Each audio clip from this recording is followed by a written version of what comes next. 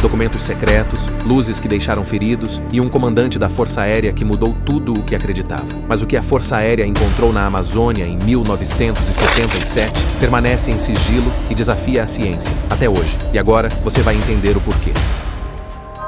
Em 1952, quando tinha apenas 12 anos, o capitão Wieranger de Holanda viu um objeto imenso pairando sobre a cidade. No dia seguinte, os jornais noticiaram que o objeto havia parado sobre uma federação de escoteiros. Desde então, ele acreditava na possibilidade de vida extraterrestre, seres curiosos observando um planeta cheio de vida e inteligência. Sua paixão pela aviação e pela vida militar o levou a uma carreira na Força Aérea Brasileira, onde lidou com segurança nacional e, mais tarde, com fenômenos inexplicáveis. Em 1977, já como chefe de seção, ele se envolveu na Operação Prato, uma investigação oficial sobre avistamentos na Amazônia. Inicialmente cético, ele saiu transformado após meses de observações, registros e contatos que desafiavam qualquer explicação convencional. Se você curte esse tipo de conteúdo, aproveita para se inscrever. Vídeos novos toda quarta-feira.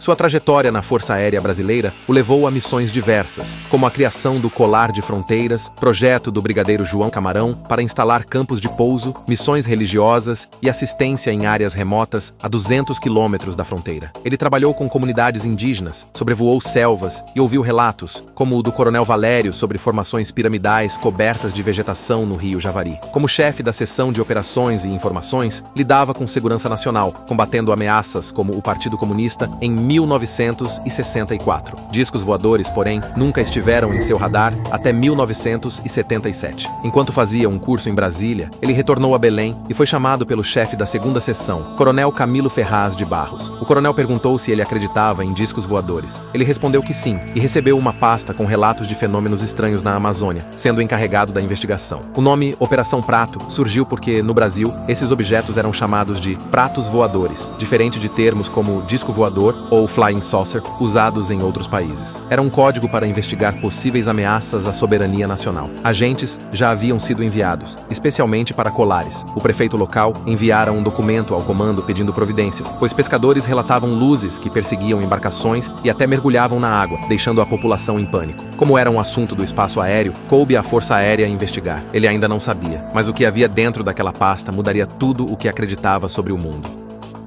Ele organizou a Operação Prato com 5 ou 6 agentes, divididos em equipes de 2 ou 3 pessoas, posicionadas em pontos de observação com rádios para comunicação. A missão era clara: observar, fotografar e filmar os objetos. Os relatos populares falavam do chupa-chupa, luzes que supostamente sugavam sangue ou deixavam marcas como agulhadas. Médicos examinaram vítimas, confirmando queimaduras, paralisias e outros efeitos físicos. Homens eram mais afetados, mas mulheres e crianças também relatavam incidentes. Ele começou cético, suspeitando de fenômenos naturais, como reflexos da lua. Durante 2 meses, alternou uma semana na mata e outra em casa. De dia, a equipe entrevistava testemunhas. À noite, posicionava-se em locais onde os avistamentos eram frequentes. Cada caso era registrado com hora, descrição e local. Em Colares, uma senhora relatou uma luz vermelha atravessando o telhado, como se abrisse um buraco, seguida por uma luz verde e um aquecimento estranho no ambiente. Ele saiu da casa e viu uma luz piscante no céu, parecida com um satélite, mas peculiar. A Secretaria de Saúde do Pará examinou vítimas, confirmando lesões reais. Pessoas ficavam isoladas, apavoradas. Um homem, ao atirar contra uma luz, ficou paralisado por 15 dias. E enquanto o medo tomava conta das comunidades, algo muito maior estava prestes a acontecer, diante dos próprios olhos da equipe.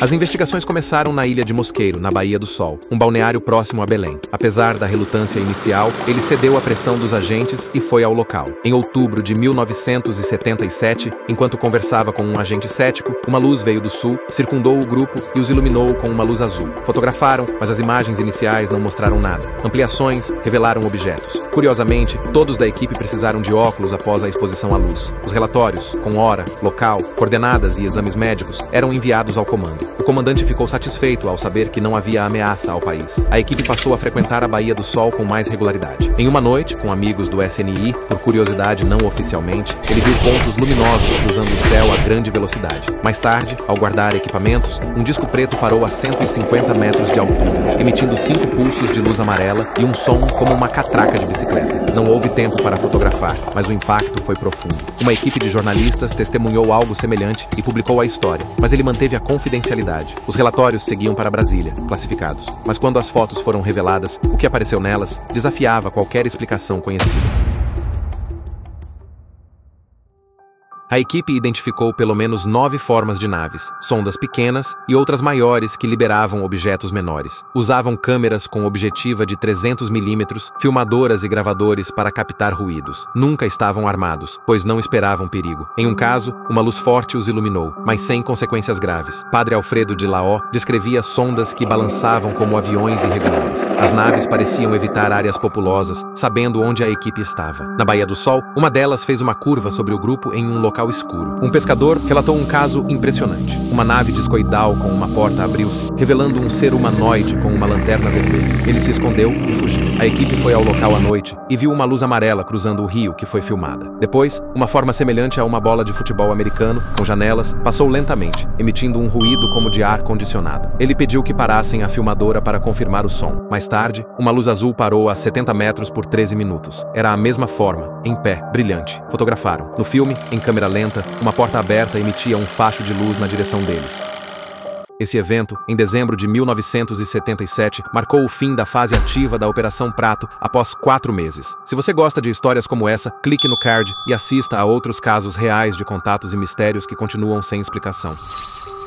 Ele concluiu que os seres coletavam amostras de sangue para se proteger de doenças humanas em futuros contatos, como uma vacina, não uma agressão. Apresentou a teoria ao comandante, que a achou lógica. A operação foi desativada, mas ele continuou pesquisando. Anos depois, em casa, livros sobre OVNIs caíram sozinhos da estante. Bandejas na cozinha também. O carro abriu portas sozinho, e sua esposa testemunhou eventos estranhos. Nunca soube de um programa oficial contínuo na FAB, mas acredita que deveria existir. Os documentos da Operação Prato, com 500 fotos e filmes, estão em Brasília. Por 20 anos, ele permaneceu calado, mas, na reserva, passou a falar. Ele acredita que um contato aberto ocorrerá em breve, talvez em 2 anos. E talvez a Operação Prato nunca tenha realmente acabado. Talvez ela apenas tenha mudado de nome. Depois de tudo o que foi relatado, você acredita que a Operação Prato chegou ao fim ou que as investigações continuaram em sigilo? Deixe sua opinião nos comentários. O que realmente aconteceu na Amazônia em 1977? A Operação Prato terminou oficialmente em dezembro de 1977, mas suas perguntas continuam abertas. Foram mais de 4 meses de missões, centenas de páginas de relatórios, fotos e filmes que jamais explicaram completamente o que foi visto na Amazônia. Para muitos, tratava-se apenas de fenômenos naturais, ilusões ou histeria coletiva. Mas, para quem esteve lá, a verdade parecia muito mais complexa. O comandante que liderou a operação nunca voltou a ser o mesmo. Suas experiências o acompanharam até o fim da vida, e suas palavras ecoam como um aviso. Eles estão aqui, e sempre estiveram. Os arquivos oficiais hoje estão em Brasília, liberados apenas em parte. E mesmo com toda a tecnologia atual, ainda não conseguimos explicar o que realmente aconteceu em 1977. Talvez um dia tenhamos respostas. Ou talvez a Operação Prato tenha sido apenas o primeiro capítulo de algo muito maior. Se você gostou desse vídeo, inscreva-se no canal e ative o sininho para não perder o próximo vídeo. Vamos falar sobre o caso de Antônio Vilas Boas, alegando ter sido levado à força para uma nave espacial, examinado e ter tido uma relação com uma criatura alienígena feminina. Obrigado por assistir este vídeo.